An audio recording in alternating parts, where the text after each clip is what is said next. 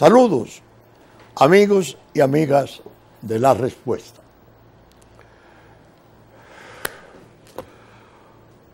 Hay que estar preparado, espiritualmente preparado, para resistir los golpes de las malas noticias. Estaba ya preparando el temario del programa cuando me llegó una noticia penosísima. Julio Aníbal Fernández, un joven y brillante profesional que fuera miembro del Consejo Rector y de la Unidad Técnica de Comisión Nacional de Ética y Combate a la Corrupción, cuando era viceministro en representación del titular de la cartera de Hacienda, Julio Aníbal Fernández, increíblemente cordial, atento, solidario, un hombre joven en plenitud total que trabajaba al momento de su muerte en un accidente, según se me ha dicho, en la carretera de Samaná, en las inmediaciones de el último peaje de esa carretera que conduce al Molenillo. No sé las causas del accidente, pero me dijeron que de algún modo se derriscó en el hondón, en algún hondón de los Haitises, y él murió y resultó, al parecer, herido gravemente un miembro de las Fuerzas Armadas que le acompañaba. Trabajaba en la hora de su muerte en el despacho de la vicepresidenta de la República, doña Margarita Cedeño de Fernández. Regularmente se dice que cuando alguien muere, la compasión lleva a los que quedamos a atribuirle virtudes y cualidades que a lo mejor se exagera cuando se hace. Y este no es el caso. Para mí, la experiencia personal del trato con ese joven dominicano, profesional, brillante, fue una experiencia de vida magnífica. Un amigo. Estoy preparándome para ir al funeral y acompañar a su familia. Y pienso que para la República, una muerte así como esa, una pérdida como esa, es un desgarro en un tiempo en que se están escaseando los valores. Perder así a una figura joven, tan brillante, con una calidad humana formidable. No hay sociedad que tenga un tipo de pérdida así, que no tenga motivos para sobrecogerse y lamentarlo. El Señor recibirá de seguro y tendrá a su diestra a Julio Aníbal Fernández. Tendrá descanso su alma y recibirá viernes, porque este programa se graba jueves, por eso hablo de viernes, Cristiana Sepultura, donde descansarán sus restos. Que Dios acoja en su santo seno a Julio Aníbal Fernández, amigo gentil, amigo valioso, incomparable. Amén.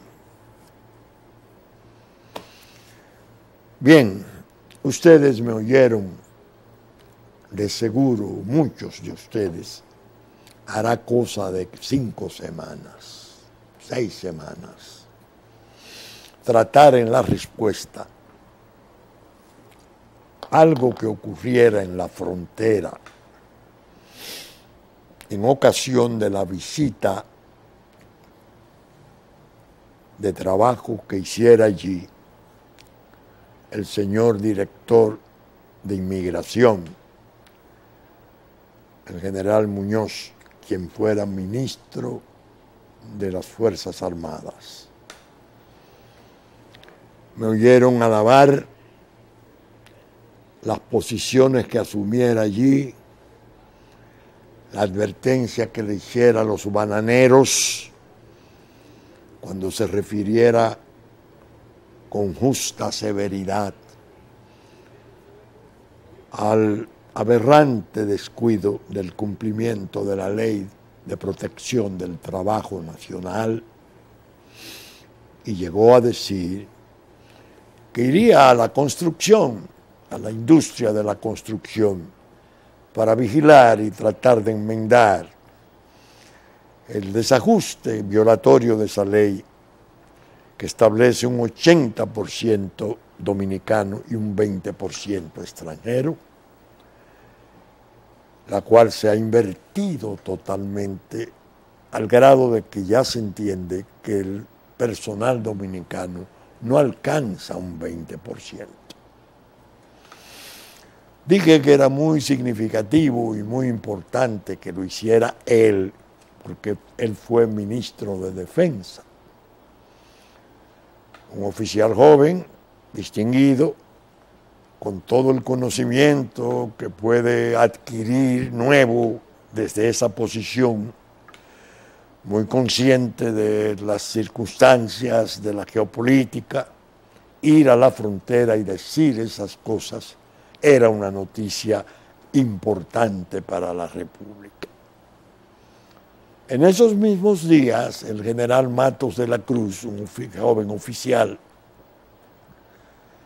creo que era el jefe de Estado Mayor del Ejército, iba a la frontera en esos mismos días y le hacía una exhortación encendida a los soldados, apelando a su patriotismo, a su honor, para que cuidaran la frontera con celo.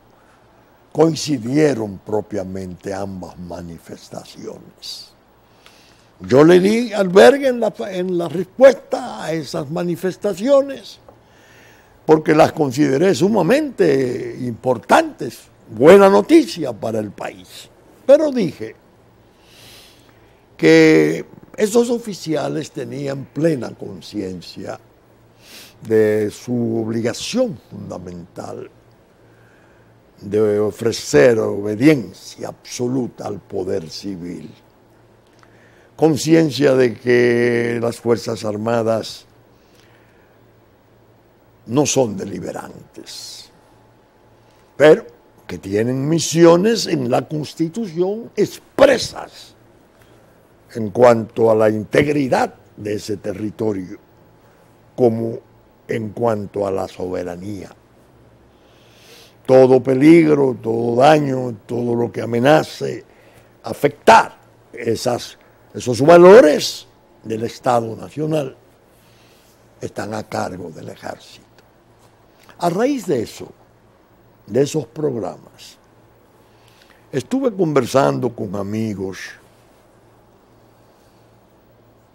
muy bien formados, con mucha comprensión de la problemática nacional. Y uno de ellos me dijo: observé que tú fuiste muy benigno con el presidente de la República, porque hubo un momento en que yo dije que me resultaba cuesta arriba pensar que esos dos oficiales jóvenes con responsabilidades tan importantes como las que les asignara el presidente Medina durante años, hicieran esas manifestaciones sin él saberlo. Que esas manifestaciones no eran desafiantes, ni eran muestra de hostilidad y rebeldía frente al mandato supremo del presidente de la República. Y que lo que hacía la noticia más interesante era precisamente eso. Ese amigo me decía, fuiste muy benigno, porque en el fondo a quien debiste de acusar de ese desastre es al presidente, al gobierno. Ellos medio se desconcertaron con mi respuesta, porque les dije, eran 4,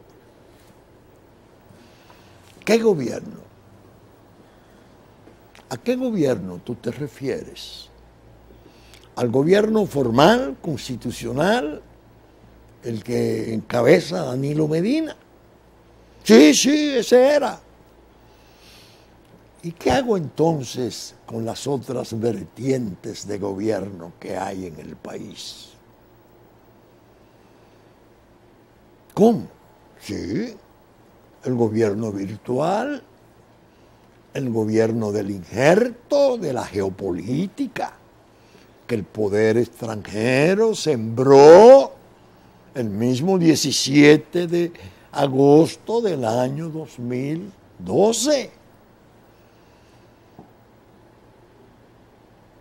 Ese es un gobierno, y la prueba la he hecho siempre con el contraste entre el discurso del presidente Medina en La Habana, que estuve tentado a traerlo para reproducirlo en una reunión de la CELAC, que arrancó aplausos a los presidentes de América Latina, no así a los de las islas del Caribe, a los ministros de las islas del Caribe. Ese discurso fue desmontado, reducido, disuelto, con el contradiscurso de Juan Dolio. El gobierno virtual regañó al gobierno formal constitucional, cuyo titular es Danilo Medina, porque así lo decidieron las mayorías nacionales. ¿A qué otro gobierno me podía yo referir?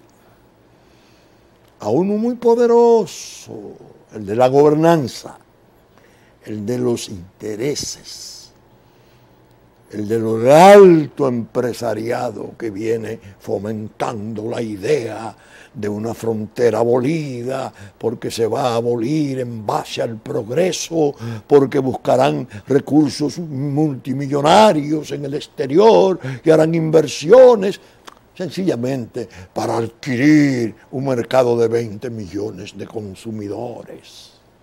Esa es la tercera dimensión de gobierno que nosotros tenemos. ¿Cómo pueden ustedes pensar, amigos, que yo voy a ser tan tonto y me voy a dejar arrebañar por las maniobras de esas dos vertientes de poder? No. Observen que cuando la Marcha Verde irrumpió, la posición que yo asumí fue, muy bien, el pueblo se está movilizando, qué bueno, y hay gente de todas las corrientes, qué bueno. Pero el tema, Odebrecht.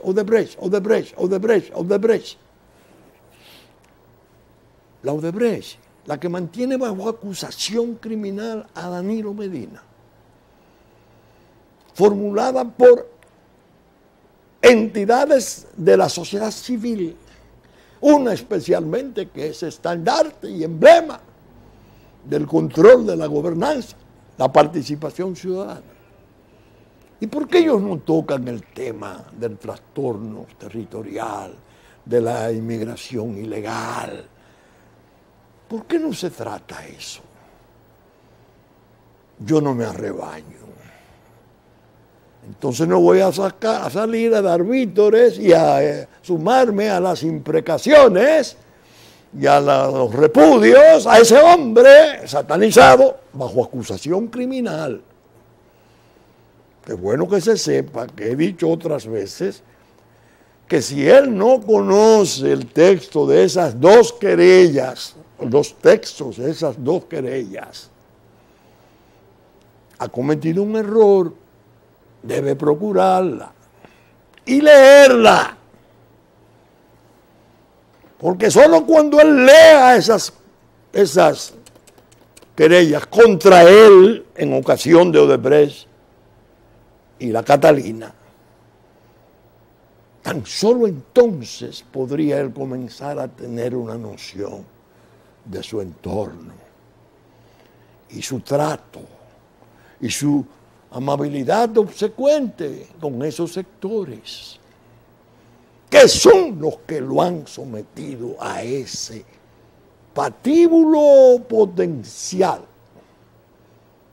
Patíbulo potencial, dije, no es un juego de palabras.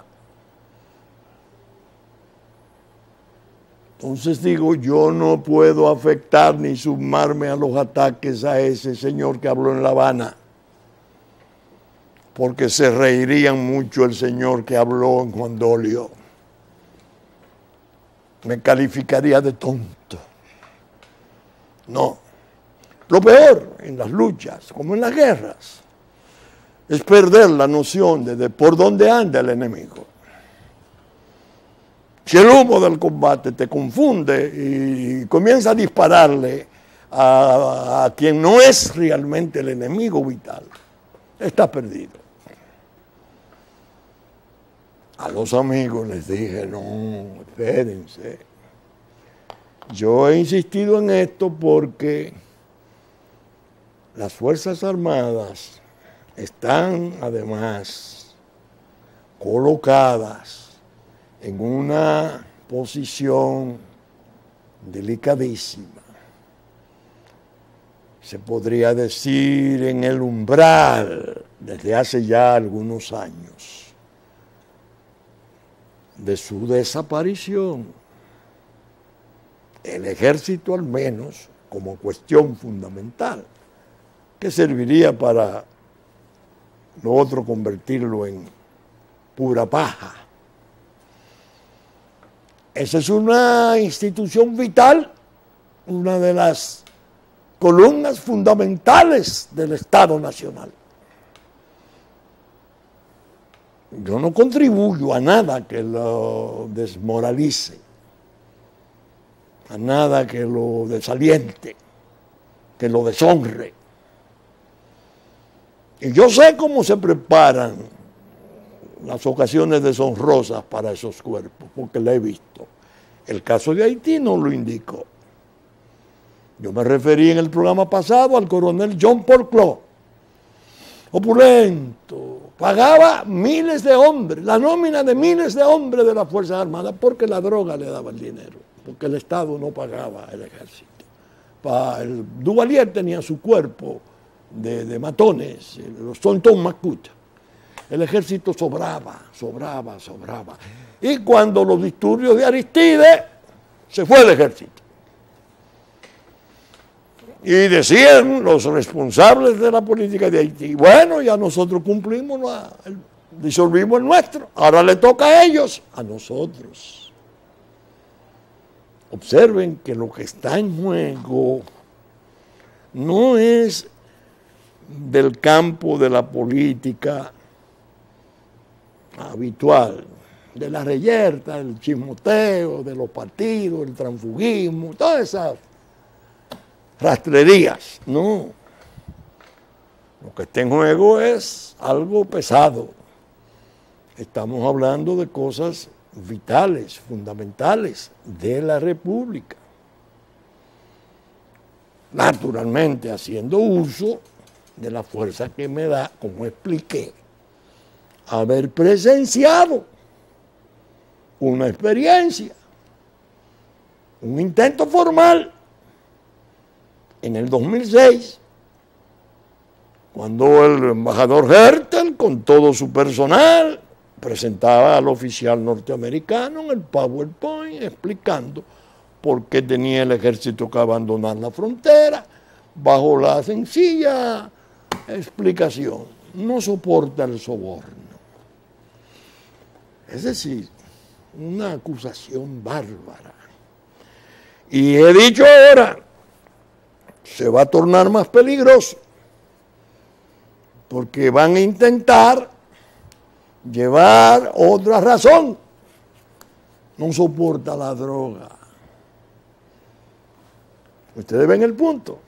No combate la droga, no está en condiciones de resistirla. Por eso en el programa pasado yo fui tan beligerante con el papel deslucido y traicionero y perverso de MINUSTAH de Naciones Unidas. Porque Naciones Unidas no le dio mandato para luchar contra eso. El mandato era el restablecimiento y mantenimiento de la paz. No importa que el almacén de drogas se hiciera más grande que nunca. Ahora bien, en este programa me ocurre algo excepcionalmente importante. El director del DNI, Nuevo Diario, trae el 31 de octubre esta publicación. Director del DNI atribuye migración ilegal haitiana a irresponsabilidad de los gobiernos,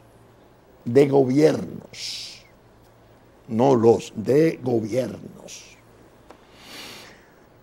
El almirante Sigfrido Páez Pérez atribuyó la migración ilegal haitiana hacia el país y la falta de controles fronterizos a la irresponsabilidad generalizada de los gobiernos, que tras el fin de la dictadura de Trujillo le dieron la espalda al tema haitiano.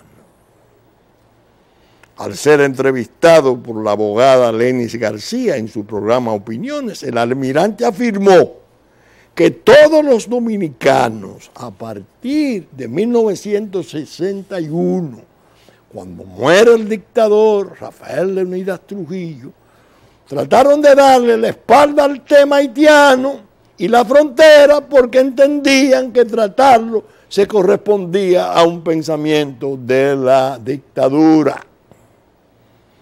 Dijo que políticos, intelectuales, la prensa y el ciudadano común no le dio importancia a la frontera, hasta que en 2010 la realidad nos dio en la cara y vimos a un Haití totalmente desmejorado por el terremoto y comenzó un éxodo masivo de haitianos hacia República Dominicana, huyéndole a la desgracia.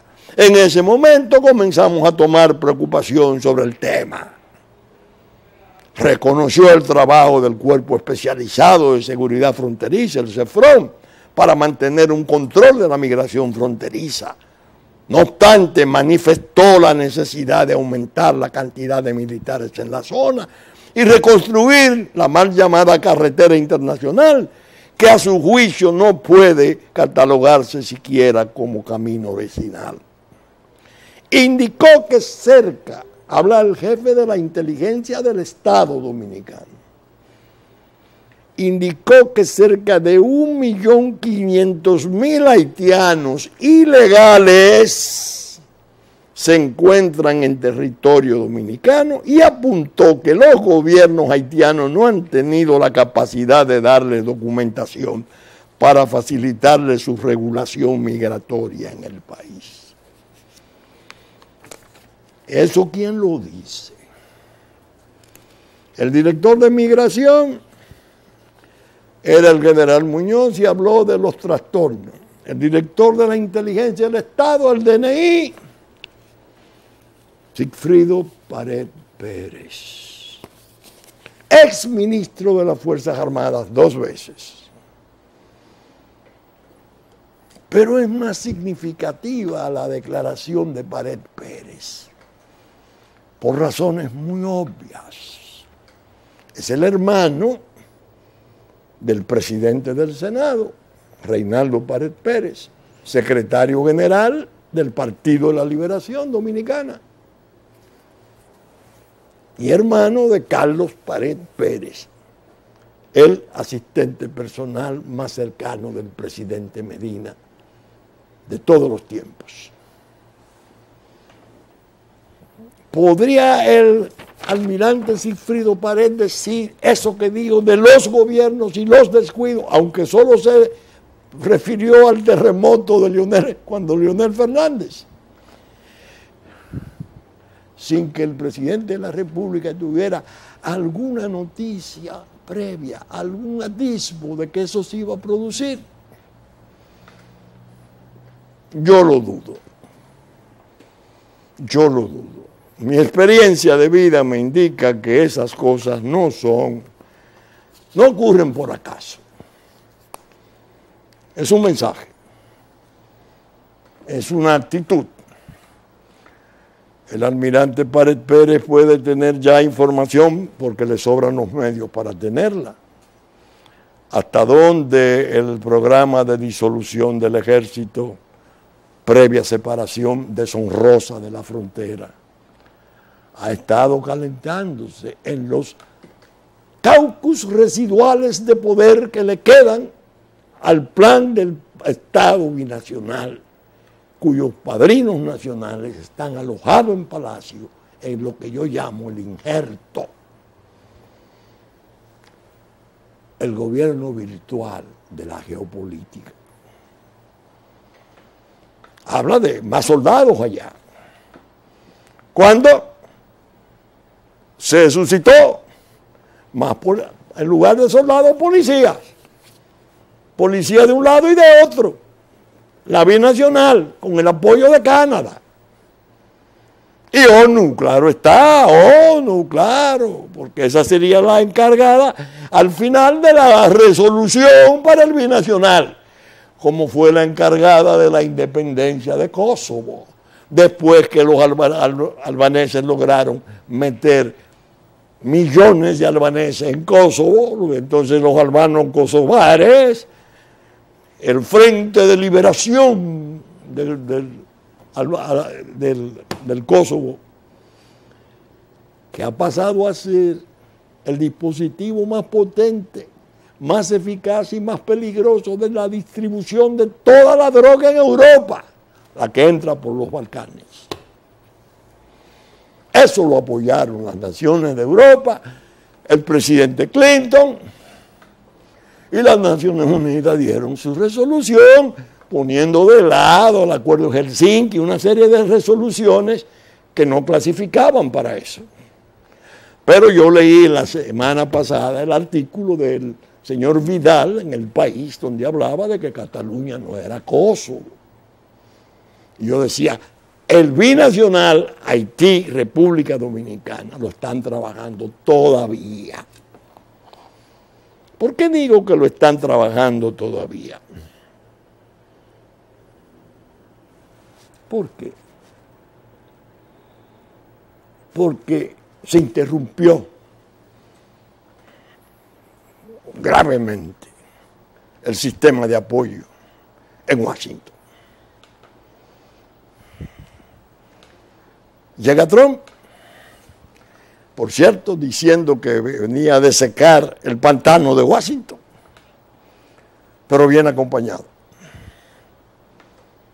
Bien acompañado de generales de 3 y 4 estrellas, todos condecorados desde muy jóvenes, todos héroes de guerra, en defensa, en CIA, en la seguridad nacional y la jefatura del gabinete, Kelly. Entonces el plan de geopolítica medio se perturba. Y yo pienso, el almirante Pared Pérez que es un oficial cordial, correcto, un gran amigo, debe de haber tenido ya una percepción clara de esos cambios. Él se equivoca en algo. Cuando él dice los gobiernos, todos fueron indiferentes al problema fronterizo. Se equivocó mi amigo Sigfrido. ¿Por qué? Juan Bosch, en la tragedia de su derrocamiento, que fue tragedia de todos, en las horas, en los días antes, llegó a movilizar los tanques AMX y aviones P-51 para bombardear Haití, para arrasar con el aparato opresor de Duvalier. Yo lo llegué a oír con estos oídos en una de sus charlas decir: no se asombren si una mañana de esta amanece desayunando en Puerto Príncipe un presidente dominicano.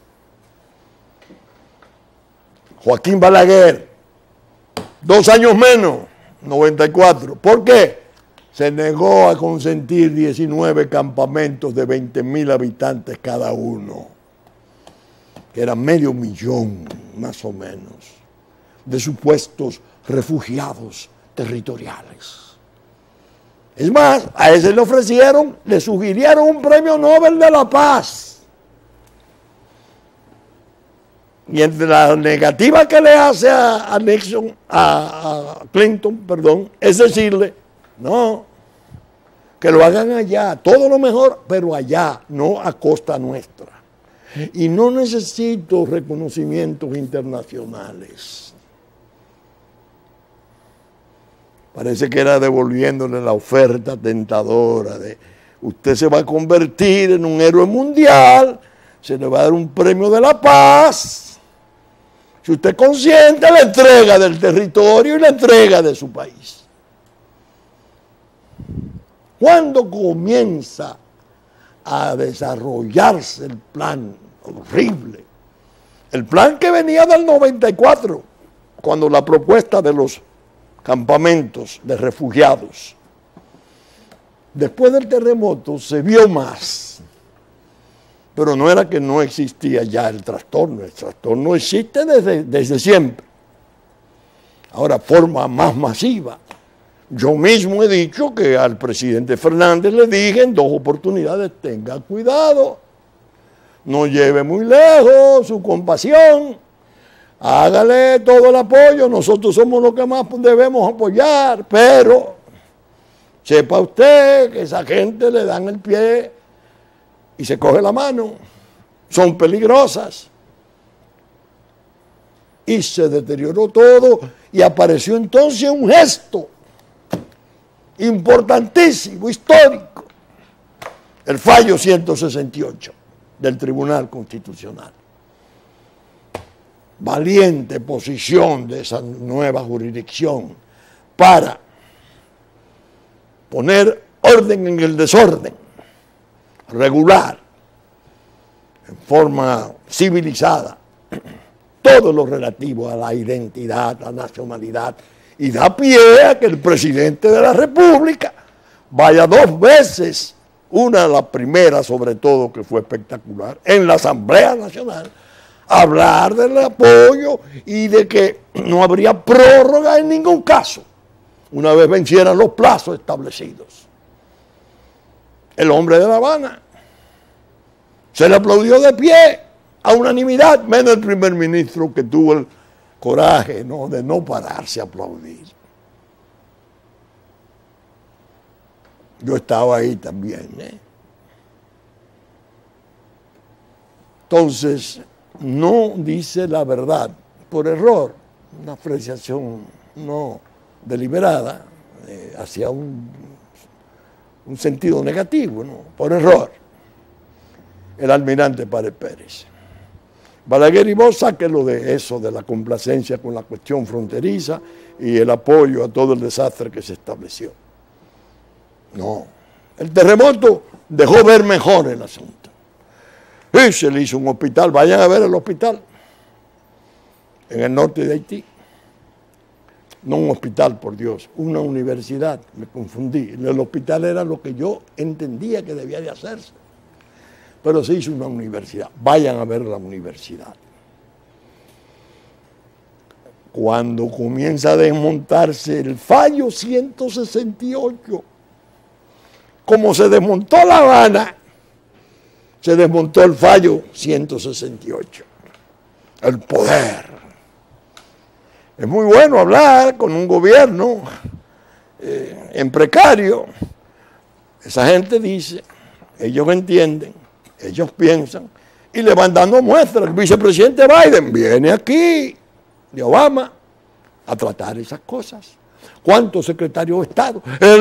El secretario de Estado de Naciones Unidas, el secretario general, perdón, ese tuvo el tupé de ir al Senado, pasar 25 minutos hablando y no mencionar al Estado Dominicano como si no fuera este uno de los fundadores de la Organización de Naciones Unidas. Hablaba de Quisqueya. Bueno, le iban a hacer un reconocimiento y Reinaldo Pérez se opuso y lo increpó. De manera que las declaraciones del director de la inteligencia del Estado, el DNI, son mucho más significativas que las precedentes por ese enclave, por provenir de una voz híbrida, en el sentido de que es militar, esencialmente militar, pero con un entorno familiar profundamente político, con vínculos con el poder político, porque es una familia de gran unidad. Entonces, ¿qué está pasando? ¿Qué está pasando?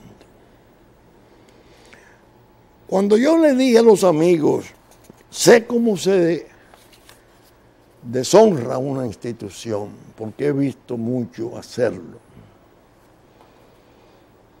Pienso en que la tarea de desgastar y reducir todo aprecio público hacia sus Fuerzas Armadas, a la geopolítica le ha venido resultando fácil.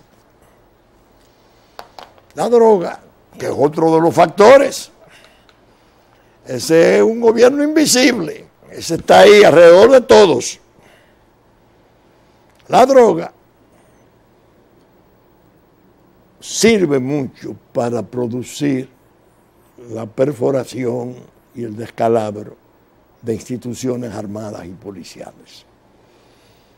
Bastan 8, 10, 3, 4, 5 escándalos de algunos de sus miembros. Se pueden en un cuerpo de miles de hombres producir deserciones, inmoralidades, compromisos archicriminales con el crimen, en pequeños focos. Pero un solo escándalo de unos cuantos, de un puñado, sirve para arruinar totalmente la buena fama, el prestigio, la reputación de una institución armada. Ya he visto desde hace tiempo cómo se fueron produciendo hechos que la geopolítica no andaba lejos, que estaban destinados a minar toda posibilidad de que las Fuerzas Armadas conservaran la respetabilidad. Que el pueblo en las encuestas múltiples que se han hecho le daba una alta valoración, pero le han ido colocando escándalos focales porque saben que necesitan reducirla, debilitarla, porque eso es una obstrucción a sus planes. Ahora bien, voy a hacer uso una vez más de algo que he usado en la respuesta, para que ustedes vean esto. Aquí está, son copias, si el director me ayuda hacerla exhibir, están en blanco y negro, no están a colores. Este documento circuló hace ya tiempo. Estadística, este documento se refería a las trazas de vuelos criminales que venían a la República Dominicana. Mírenlo ahí. Hispaniola Illicit Aid Flow. Mírenlo ahí. Observen. Eso negruzco que está ahí, está en rojo a colores. Era la cantidad de vuelos de Sudamérica, particularmente de Venezuela, del apure venezolano, droga de Colombia, claro está, que venía a República Dominicana. Esa es República Dominicana, en la isla de Santo Domingo. Una parte para Haití y más denso para el este y el sur de la República Dominicana. Si lo puede acercar, mejor, para que se aprecie. Ahora, en ese documento del Comando Sur, estadística del año 2008, déjenme ir despacio para que ustedes vean la evolución de esto. Estadística del año 2009. Haití, República Dominicana, atiendan ustedes. 2009. Eso es el Comando Sur. Atiendan. 97 trazas de 400 kilos hacían 38.800 kilos de cocaína, equivalente a 2.328 millones de dólares. Ustedes oyeron la suma, 2.328 millones de dólares. Estadística del año 2008.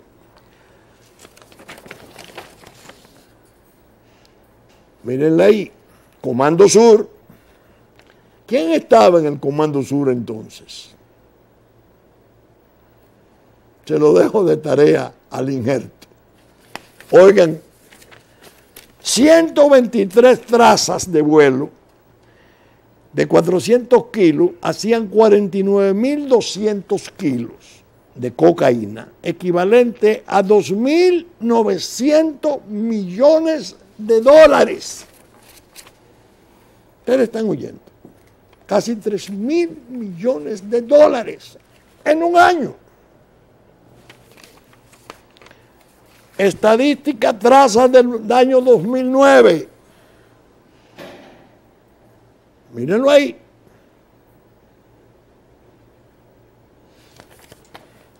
...62 trazas de 400 kilos, 24.800 kilos.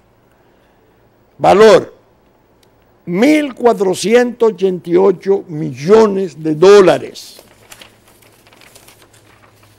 Estadística del 2010. Mírenla ahí.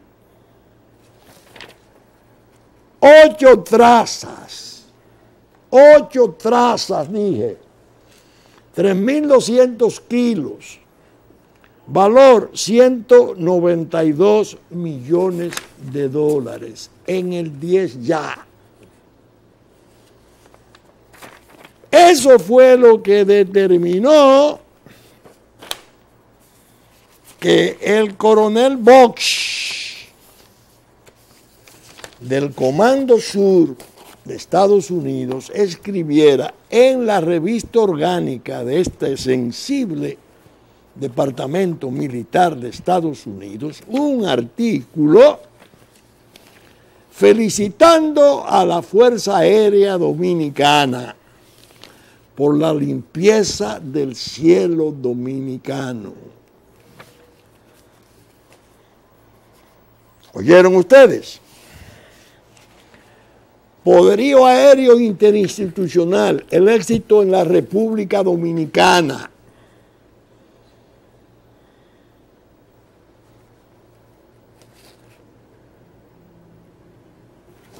Atiendan, por el teniente coronel Edward Box, Fuerza Aérea de los Estados Unidos. Yo lo he leído varias veces, solo voy a leer por razones de tiempo algunos de los parrafitos más significativos, que lo marqué para ofrecérselo a ustedes. El uso del poderío aéreo en la República Dominicana. Los pilotos comprendieron rápidamente que el concepto de la soberanía de su espacio aéreo puede tener grandes efectos, como lo fue el éxito del caso en la República Dominicana. La eliminación de los vuelos ilícitos de la República Dominicana, la protección de su soberano espacio aéreo, se erigen como ejemplo de lo que produce la aplicación del poder aéreo con el trabajo en conjunto de las interagencias.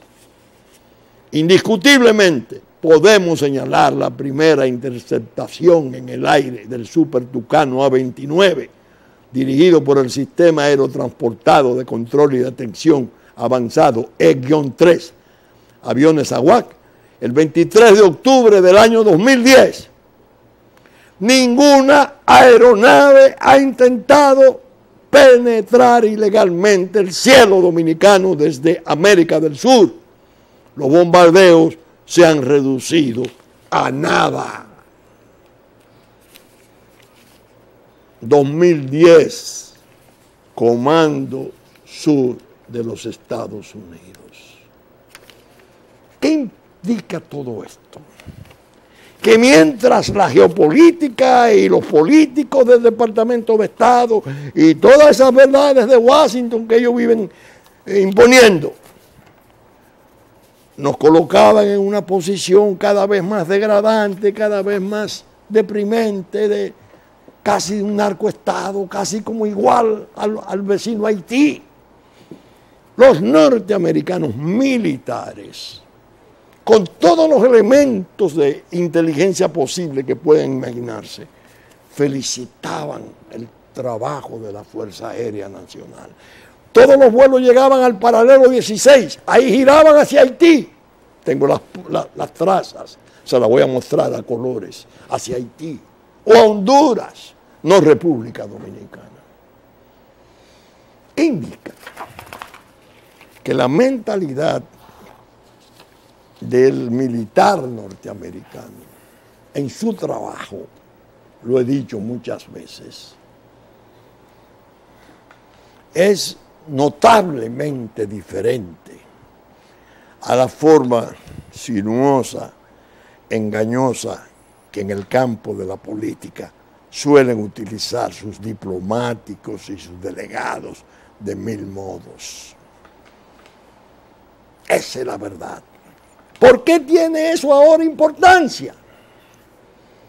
Porque los que están en las posiciones claves frente a un presidente impetuoso, de voluntad, que está peleando con medio mundo, los que tienen mayor influencia son esa gente. Imagínense ustedes si sabrá el general John Kelly lo que ocurre en República Dominicana con la droga, lo que ocurre en República Dominicana y Haití con la droga. ¿A dónde conducen esos acuerdos? Todas esas trapisondas que se han estado vendiendo como muestras de avance, de progresismo, de mentalidad avanzada, mentalidad sobresaliente, por encima del atraso, del complejo odioso de las élites que todavía creen en frontera, toda esa basura que han venido propagando. Por eso quise traer las estadísticas de vuelo, la felicitación militar norteamericana al comportamiento de nuestras Fuerzas Armadas. Incluso aprovecho para decirle que le sirva esto de aliento. Ah, no, los tucanos, el robo de los tucanos. Poner las cosas de tal modo que los jóvenes pilotos que se entrenaron para volar el mejor avión del mundo que hay para ese tipo de persecución es el Super Tucano. Casi sintieran vergüenza de volarlo, porque están volando una especie de cuerpo de delito. Esa es la propaganda, ese es el trabajo disolvente de la gente que ha estado trabajando contra la República. Nosotros desde la respuesta decimos, no nos van a rebañar. A los amigos les repito desde aquí, a Danilo Medina solo le queda el camino de la rectificación. El camino más honroso, más honorable que puede haber en el hombre es rectificar, admitir errores, considerarse que no apreció bien las circunstancias, no pudo soportarlas en los momentos en que se le imponían. Han cambiado ya las circunstancias. Hay la necesidad de comenzar a trabajar de verdad en el restablecimiento de la integridad de nuestro territorio y en la conservación cada vez más límpida de nuestra soberanía. Por ello, quise traer ese contraste y esas posibilidades que se están abriendo para la República Dominicana. Al pueblo, que no aborrezca de sus soldados, que son parte de su seno, son hijos de sus hijos. Al contrario, que lo alienten, que habrá escándalos, sí los hay en todas partes del mundo, pero eso es focal, eso no es total. Eso no es la universalidad del cuerpo que así se comporta. Me decía un amigo ahora, en ocasión de la muerte de un policía, que tenía el niño cargado, un hijo de 2 años en sus brazos. ¿Y por qué van y lo matan así? Él había sido reconocido un mes antes por el director de policía, porque se había negado a recibir un soborno en una marihuana. ¿Por qué van y lo matan en la casa? E incluso que se vaya el hijo también. Mensaje de miedo, está dirigido. Cosas como esas son las que tenemos que aprender a manejar, a refinar, para no caer en equívocos, ni dejarnos arrebañar.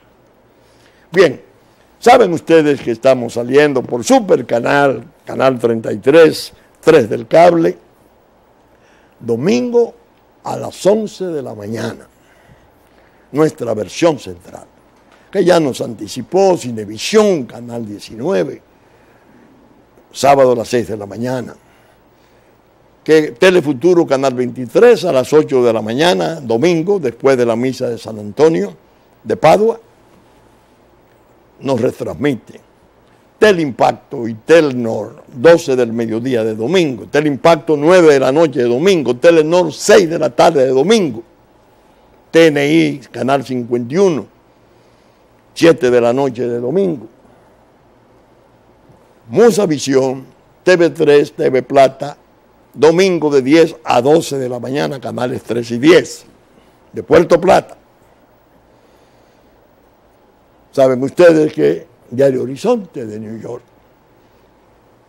Diario Digital Dominicano, reproducen nuestros contenidos. La radiodifusión a cargo de Radio Real de La Vega, en nuestra versión central de domingo a las 11.